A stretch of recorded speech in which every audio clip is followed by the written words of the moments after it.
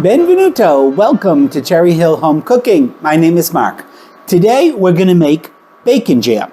I think this recipe was originally from a Martha Stewart episode years ago when I think she was on ABC in the morning, like at 10 o'clock or something. So it's been that long since I've been making this. And I wrote it all down, but I'm almost positive it's Martha Stewart recipe. Anyway, now bacon jam. If you haven't had it, you don't know what you're missing. If you had it, you'll probably your first tasting of it is probably the same experience we had, and we'll talk about that in a bit. But anyway, let's go over the ingredients. Now, excuse me. One other thing, I am doubling this recipe again today because we're going to have this at our Halloween party in a week or so. So I'm going to double it. So everything I might that I've got is going to look like more than in the recipe, but I'm going to do it for one batch of it in the recipe. All right. So of course it's bacon jam. So we need some bacon. I decided to make this today.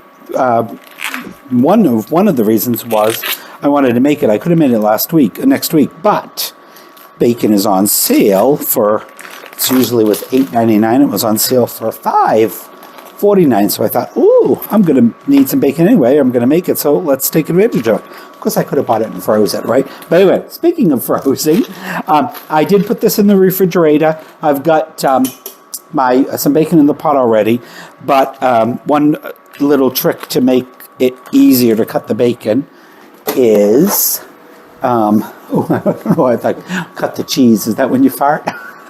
Anyway, so is if you freeze a little bit. It doesn't have to be frozen solid, but because we're going to cut it up into little squares, it just makes it a bit easy. Now I'm doing this before we go over the other ingredients so I can get it in the pot. So for one batch of this, it calls for 1.5 pounds of bacon. We're going to double it, so we're using 3 pounds of bacon. All right, now you could also do this in a frying pan. Just make it a little bit easier because we're taping this to do it in a big pot. So I had that warming up on low. So I'm going to turn it up to about medium, and we're going to start to let that cook. Now, what we want to do is we want to get this cooked down, and we want to render the fat. That's probably going to take a good 10 minutes, maybe a little bit longer. I'll show it to you when it gets to that point. But at some point as it cooks, it's going to get all foamy. And then that means that all your fat is rendered. Then we'll go on the rest with that. Anyway, the other thing before I go over the other ingredients I wanted to show you is we need 6 cloves of garlic. All right, and they can just be, of course, peeled and really just rough chopped. We're going to blend this all so you don't have to worry about, I got a frog in my throat. Don't have to worry about it being in small pieces, all right? We'll put that aside for now. Then we need about 6 medium yellow onions, okay? Oh, no, I'm sorry. You're going to need 3, 6 for a double. Anyway, I've cut up most of them. Again, just rough chop those, because this is all going to get blended or food processed or however you do it together. Put those in there. All right, so the rest of the ingredients are easy. Probably, for the most part, things you already have in your kitchen cabinet. But I just wanted to talk a little bit about them. Now, years ago when I started to make this, it was before Keurigs were out. So it calls for strong coffee. Well, it's hard to make a cup of coffee in the Keurig really strong. So what I've done is I've adapted it a little bit, and I use instant espresso. Okay, so use the directions. You need 3/4 of a cup for a single batch. So follow the directions on your espresso. This is 3 level teaspoons, I think, for 3 ounces or something like that. But anyway, so that's what I use is just espresso, freeze-dried, ready-to-use espresso. All right, and I've already got that here, so we can put that aside. Now, you need some brown sugar. You can use either light or dark. I had dark handy, so we're going to use dark. And you need some apple cider vinegar, all right? This is just the, what is it, Stop and Shop? That's the Stop and Shop letter? Stop and Shop label brand. Now, of course, in Martha's original recipe, it calls for 100% maple syrup. Anyway, I actually prefer table syrup over maple syrup, but our nephew was here. Our nephew Matthew was here a couple weekends ago, and he has a passion for pure maple syrup. I guess it's something him and his dad used to make when he was a kid. But anyway, I happen to have some, so I'm going to use it. If you don't want to spring $8 for a small little jar of maple syrup, go ahead and use the artificially flavored. I can't tell the difference between the two of them. When I've made this, I've used both types. Now, the next thing that I change is this original recipe calls for crushed red pepper. And I believe, I believe it calls for, it says half a teaspoon of pepper flakes. Of course, you need a little bit of salt and pepper to taste, all right? But because Wade is not a huge fan of hot stuff myself either, also, I usually make this, I make it as Christmas gifts sometime, or just not really a gift, just a little thing to say Merry Christmas to somebody. And also, like I said, we're going to make, most of this will be used for a dip for our party. And you're never quite sure how much spice people like. So what I've done over the years is I've changed to just this little powdered Cajun seasoning mix. And I put about a half a teaspoon in. It gives it just a little bit of heat to it, but you're never going to really notice it. Well, you'll notice it, but it's not going to all of a sudden burn your mouth.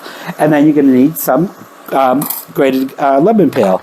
We all know how to do that, right? We got our little grater. And we just grate off our peel. I'll go over that. No reason for you to watch me do it. But we'll put that in at the appropriate time. So the next step, did I say we're going to do the crockpot version of this? Mm-hmm. No, all right. So we're going to finish it up in the crockpot. But for now, what we need to do is get our bacon rendered, and then the next step is so quick. Before you know it, it'll be in the crockpot. All right. I believe that's it. See you guys in a little while.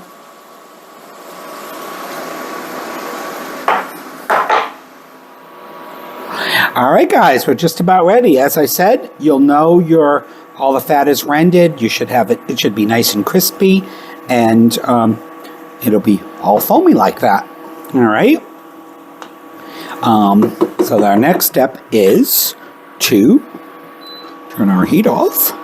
We'll move this a little over, and I'm going to remove all of our bacon onto a paper towel, or plate, lined with a paper towel, I should say.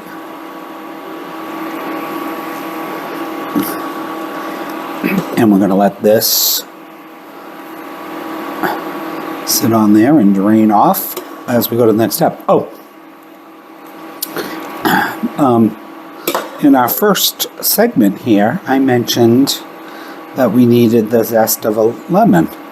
I don't know what. I'm going crazy. We don't need a zest of a lemon for this. That's for our next recipe, which we're going to do tonight. So there is no lemon in this recipe, guys. So the reason we're taking this out with a slotted spoon is we got to reserve some of our bacon fat for our next step. And really, with this recipe, other than prepping this stuff, this is the hardest and longest part, but doesn't that look delicious?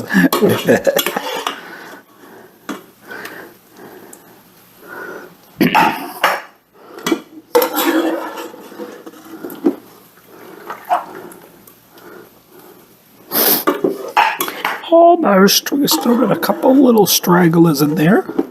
And of course, because we have 3 pounds of bacon, there is a considerable amount of bacon fat.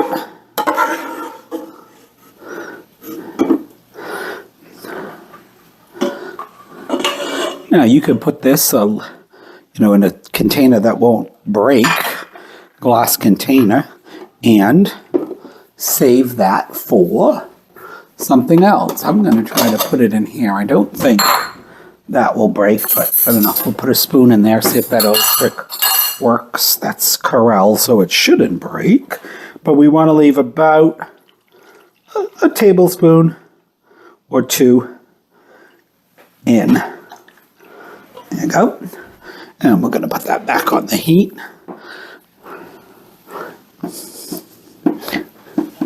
On. Doesn't want to come on. What about this one? There we go. Function. We'll put that on medium. And we're going to add our onions and our garlic.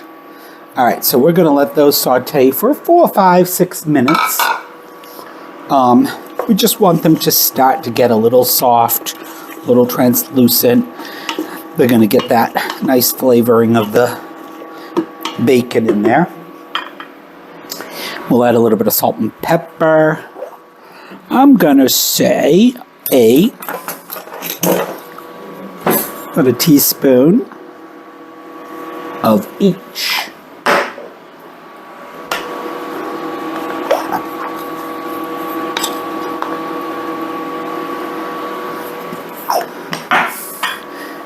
All right. And give that a nice little stir around. And we can go up a bit. All right, and you want to saute that for about 5, 6 minutes. Still just the onions are starting to soften slightly. We got everything else ready at this point to go. So we'll see you in a little bit. Alrighty, our onions are nice and translucent. The garlic smells divine. All right, the next step is to add our liquid.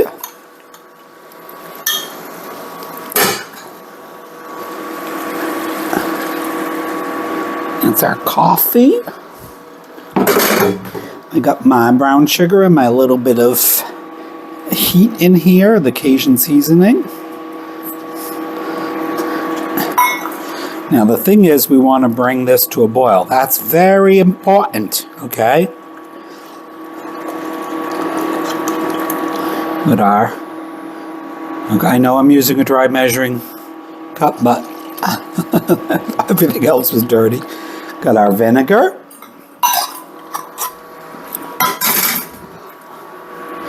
Let's put our heat source up to high. Be right back.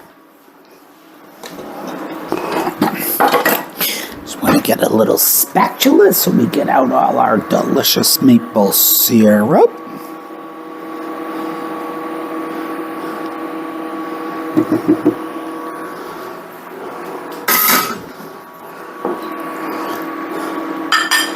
So again, like I started to say, it's very important to bring this to a boil. Now my bacon is still really hot, so I'm going to put it in the crock pot. If it's been allowed to cool down a bit, put it in your in with your liquid and warm it back up. But this is literally burning the bottom of my hand or my hand. So we'll get that in the crock pot. Did I see a piece drop? I thought I did. Oh, where'd it go? Believe it or not, I didn't fall on the floor. I don't know. Believe it or not, I haven't even eaten a piece yet. So, all right. And that's taking its time. Boiling, okay, let's not look. You know the old saying, a watched pot never boils. So don't watch it.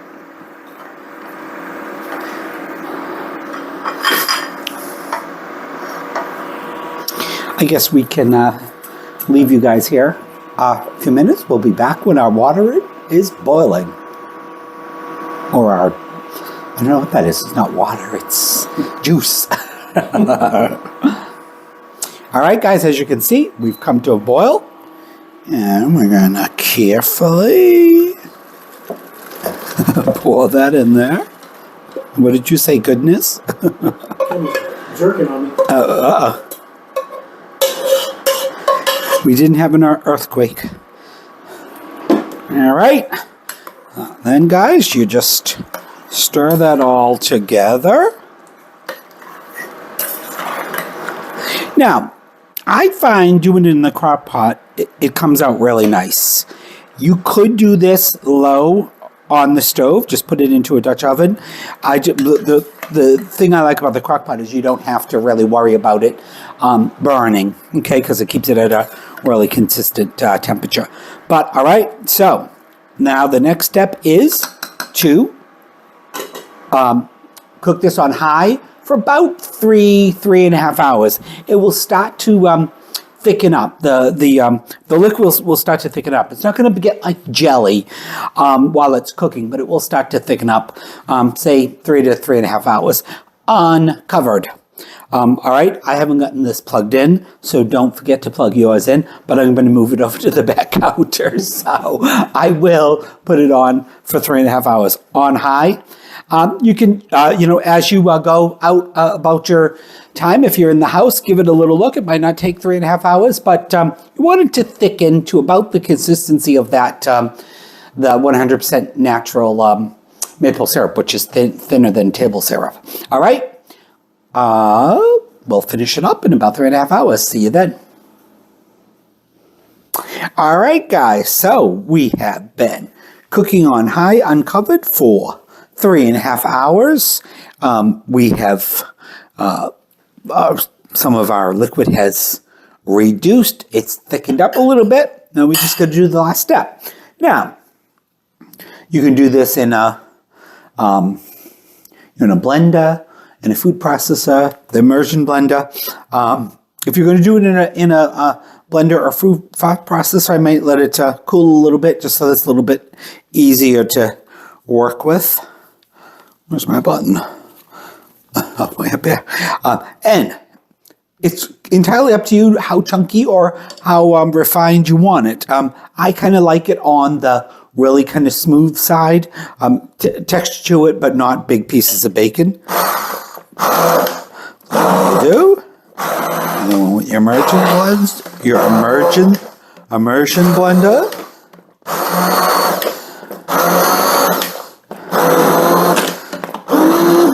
To like go all around it before then I'll check it for consistency.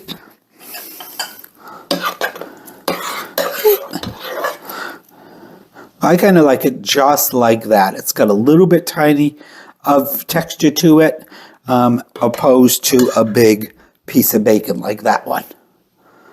You can see that piece of bacon there. All right, I'm going to just give it a couple more little spins. And it's done. Other than we do have to let it cool down. You usually eat this at room temperature or even right from the refrigerator. One of the other things I love to do it with is toast some bread, have a little bit of butter, and then put this cold from the refrigerator on it for breakfast. It's delicious. All right, that is our bacon jam. We'll do a little tasting later tomorrow because I'm going to let this cool overnight, and I'll also put it in some little jars so you see how I do it. But other than that, that's it. So I'm going to let this. I'm going to take this. It's a little hot to take out, but I'm going to take it out of the crock pot and let it cool for a couple hours and then throw it in the refrigerator. And we'll have a nice crackers and bacon jam tomorrow. See you then. Hey, everybody. Well, we're actually back the day after we made our bacon jam because you got to let it cool down and then enjoy it. As I said earlier, this is usually when I serve this as like an appetizer or hors d'oeuvre at a party or something like that. We just serve it on crackers, or I put it in a nice container and have a variety of different crackers around it. That's the way we're going to enjoy it tonight. But this goes on anything. You could put this on a piece of cardboard and it would be delicious. It's awesome on baked potato, a nice, beautiful steak, a hamburger. I've even put it on, made grilled cheese and spread some on, one side of the bread on the inside and then the cheese. It's delicious. But anyway, just a couple of things. Oh, I'm sorry. No, do you have to refrigerate it or anything? Oh, yes, definitely. Okay. It should be kept in the refrigerator. So this a lucky person at Wade's work is going to get this tomorrow because they're really, really nice people. But anyway, so typically you want to put it in an airtight container. This should hold in the refrigerator for a good 2 weeks, maybe 3. Now, as I said, when I serve it as an hors d'oeuvre, you bring it to room temperature. If you're using it for something else, you might not necessarily have to do it to room temperature. Or freeze it, okay? So you see we got 3, this is very rich and umami. It's salty, it's sweet, it's sour, all mixed together. That's a lot, believe me. That's a little container, but there's a lot there. It's very concentrated. Yes, and I'm gonna freeze that, but for our Halloween party. So anyway. So you can let it come to temperature, or you can microwave it maybe? You could microwave it, I suppose, too. Just not, microwave it, use it defrosting. And of course, don't put this in your microwave, something like this, because that's got I know that, metal on it. But now, also, if you properly can it, this would last indefinitely. All right? So anyway, you want to tell the story about the first time I made this? And we ate it? I don't remember. Can't remember as I tell. It was a interesting taste. It takes a little. It takes a little while to get used to, I think. A couple tastes of it. Yeah. So the first time I made it, like I said, I saw this on Martha Stewart show, and I said, "Oh, that looks really good. I'm going to make it." And I made it, and both of us tasted it. Took a bite on a cracker. And your first thought is, I don't know if I like that. Yeah. It's like sweet and sour and salty and bacony and a little sweet, like I said. Then you take another bite and you think, oh my, that's really good. Then you take another one and you say, it is really good. That's delicious. Yeah. Anyway, that's my version or Martha's version of bacon jam. Oh, I do want to show you once it cools. When you first put it in, it's going to seem liquidy, but it does gel up, and it gets much thicker than when you first take it out of the crock pot. So if it seems thin or things watery after you blend it, don't worry, it's going to thicken up. All right, I think that's something you definitely have to try. Definitely, if you have not tried it. Try it. It's not difficult to make. You don't have to do the double batch. It'll be just as good in a single batch. And your friends and family will think you're crazy when you tell them it's bacon jam. But they're going to love you for it. Everyone loves bacon. Right. Except for vegetarians. I guess I'll take this one. I don't think this would come out as good with vegetarian. It might. Hey, if anybody wants to try it or tries it going with imitation bacon, let us know. I'll make them some more. Right here. Thank you guys for watching our video. Please remember to like and subscribe. Check out cherryhillhomecooking.com, and we'll see you on the next video. Ciao. Bye.